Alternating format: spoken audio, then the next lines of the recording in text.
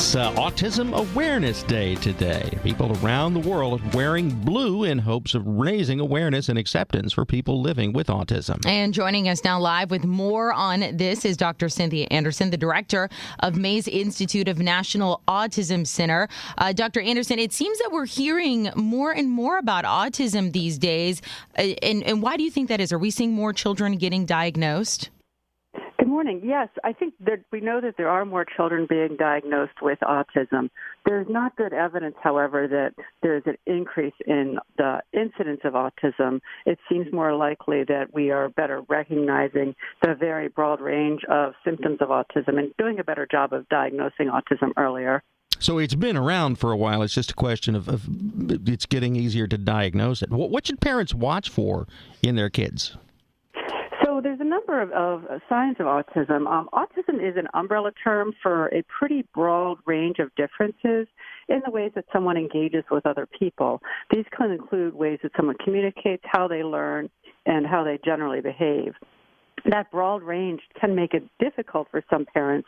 For example, one child with autism might not have a means of reliably communicating even her most basic wants and needs, whereas another might speak fluently but might struggle with understanding certain social conventions, like why it's okay to bend the rules in a game sometimes but not others. If a parent has a child diagnosed with autism, what do you want them to know regarding that? You know, don't worry, don't be afraid. Receiving a diagnosis of autism is stressful for any family. It changes their sense of what their life might be like as a family. One important piece of information for families to know is that there is intervention that will be effective and that there is hope for families. There are evidence-based interventions to help children learn to be successful in the world that they're navigating. Does autism affect more boys than girls, and why is that? That's a great question. The incidence of autism is diagnosed more often in boys than girls.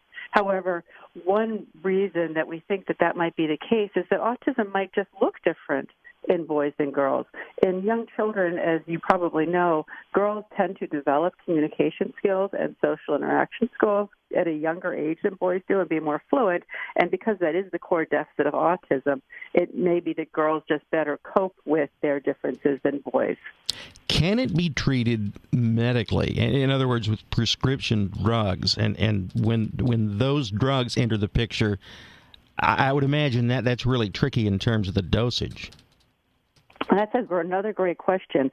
You know, unfortunately, most medications have not been well tested on children, and that's certainly the case for children with autism. As of yet, there's no medical intervention that addresses the core or associated deficits of autism.